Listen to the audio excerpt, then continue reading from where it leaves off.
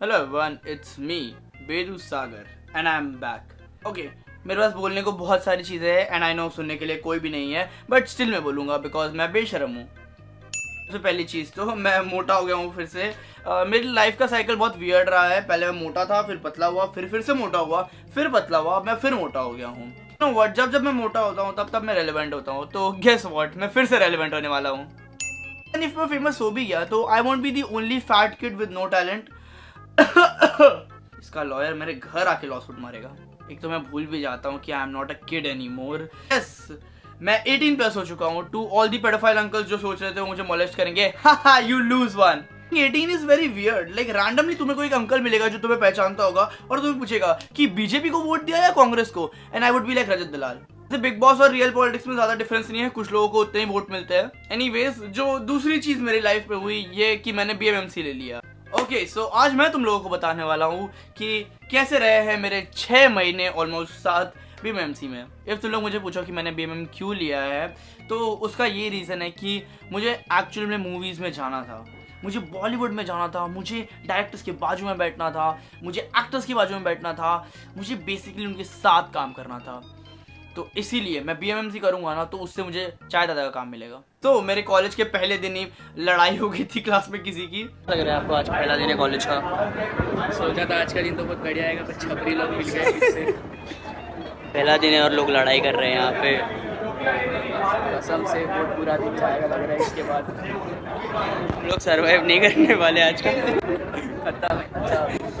ये और मैं रैंडमली मिले एंड हम लोगों को फील हो रहा है कि it's not the day, but फिर हम लोगों को पता चला कि it was just an act, welcome act था सीनियर्स की तरफ से हम लोगों को ये बताने के लिए कि what we signed up for. Normally college के स्टार्ट में कुछ खास तो हुआ नहीं, बट मेन स्टोरी यहाँ से शुरू होती है कि हम लोग को हमारी कॉलेज वाले वेस्लिंग वुड्स ले गए। सर, आप कुछ कहना चाहेंगे?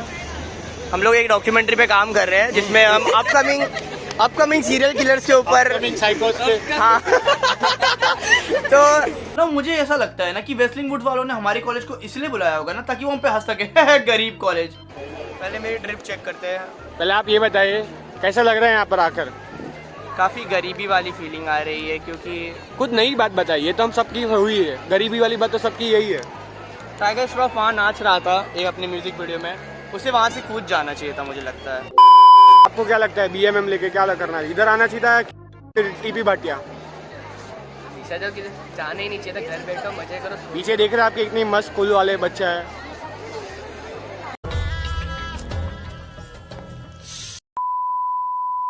आप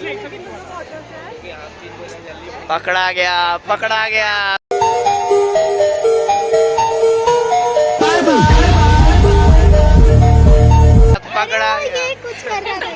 पकड़ा गया। अब ये जाएगा ब्लॉग में। एंड यू नो व्हाट, मैंने बेस्ट पार्ट क्या किया वेस्लिंग वुड्स जाके?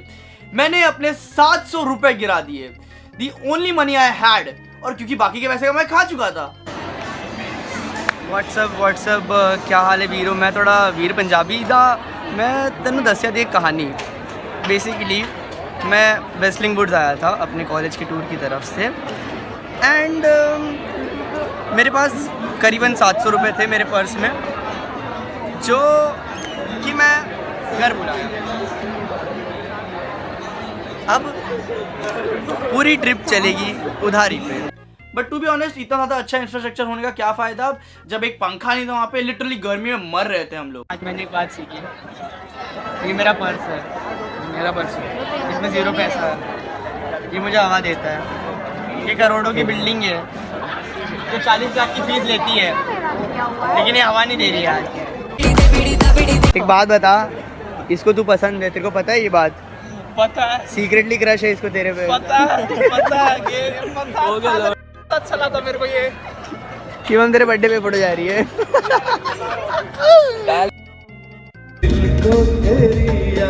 अब मैं ये वेस्लिंग वुड्स वाले चीज से जैसे तैसे उभरा था कि और एक चीज आ गई। एमएम के एक साल में 2 सेमेस्टर रहता है, ठीक है। हम लोग को फर्स्ट सेमेस्टर में एक सब्जेक्ट था फोटोग्राफी करके।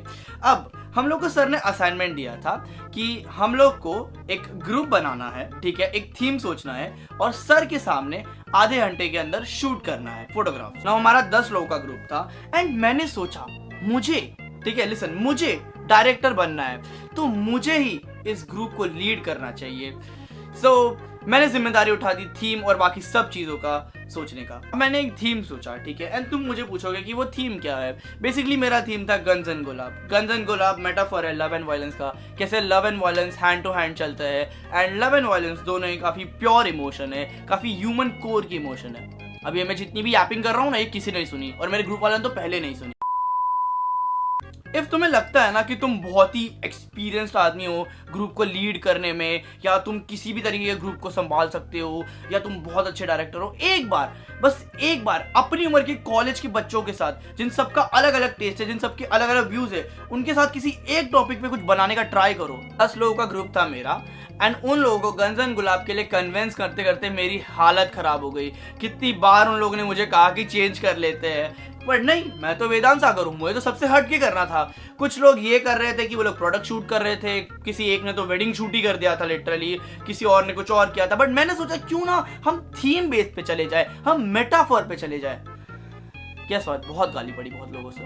और ये सिर्फ एक सब्जेक्ट नहीं था ऐसा जिसमें हम लोगों को टीम वर्क करना था, हम लोग को और एक सब्जेक्ट था, दैट वाज एड, जिसमें होपफुली भगवान की देन से टीचर ने खुद ग्रुप बना के दिया था। लेकिन गेस व्हाट, सारे अलग अलग ईगो वाले लोग एक साथ आते हैं तो क्या होता है। टू ऑल दी पीपल जो भी कॉलेज में है और इनको ग्रुप प्रोजेक्ट्स मिलता है, एक एडवाइस मुझसे ले लो, बहुत ज़्यादा सीरियस मत होना, बिकॉज मैं बहुत ज़्यादा सीरियस था। मैं टाइम पे आता था, मैं कंटेंट सोच के रखा था, मैं सबके बारे में सोचता था कि कौन क्या करेगा। मत करो, इवेंचुअली चीज़ें अपने आप हो जाएगी, बस अपना काम करना, ज़्यादा सीरियस मत होना। फ़ोन उठा ले मेरा, बहुत ज़रूरी बात करनी है। मैं इधर से कॉल करो, मेरा फ़ोन उठा ले, बहुत ज़रूरी बात करनी तेरे से, ठीक है। लेकिन टू बी ऑनेस्ट, इफ तुम लोगों को एक्चुअल में फिल्म मेकिंग वाली फिल्म मेकिंग करनी है तो BMMC मत लेना, वो FTNMP जो है वो लेना, बिकॉज BMMC में मिक्स होता है सब, जर्नलिज्म, फिल्म मेकिंग। एंड मुझे ये बात नहीं पता थी, ठीक है, मुझे कंफ्यूज किया गया था कि ओ ये और ये दोनों सेम ही होता है, बट इन रियलिटी नहीं, दोनों अलग अलग फील्ड है। सो इफ तुमको फिल्म मेकिंग वाली फिल्म मेकिंग करनी है तो FTNMP लेना। हाँ, मेरे 7 महीने के एक्सपीरियंस में मैं ये कहना चाहूँगा कि डू आई रिग्रेट इट?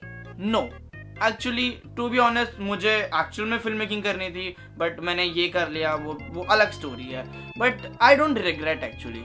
तो बहुत ज़्यादा एक्सपीरियंस मिला है कि एक रैंडम ग्रुप के साथ, या ऑलमोस्ट एक ग्रुप जिसमें सबके टेस्ट अलग अलग होते हैं, उनके साथ कैसे काम करना पड़ता है। So I would say overall experience मेरा काफ़ी ज़्यादा अच्छा रहा है, अगर तुम बाकी की चीज़ें छोड़ दो तो। और एक बात हमेशा याद रखना, इफ़ तुम BMMC ले रहे हो तो प्लीज़ अटेंडेंस रखना अपनी, क्योंकि तुम्हें लगेगा कि कौन ही हम लोगों को हटा सकता है एग्ज़ाम देने से, बट एक्चुअल में BMMC में भी हटा देते हैं। बस आज की वीडियो के लिए सिर्फ इतना ही, मिलते हैं नेक्स्ट वीडियो में जो ऑब्वियसली जल्दी आएगी, पता नहीं कब आएगी बट जल्दी आएगी।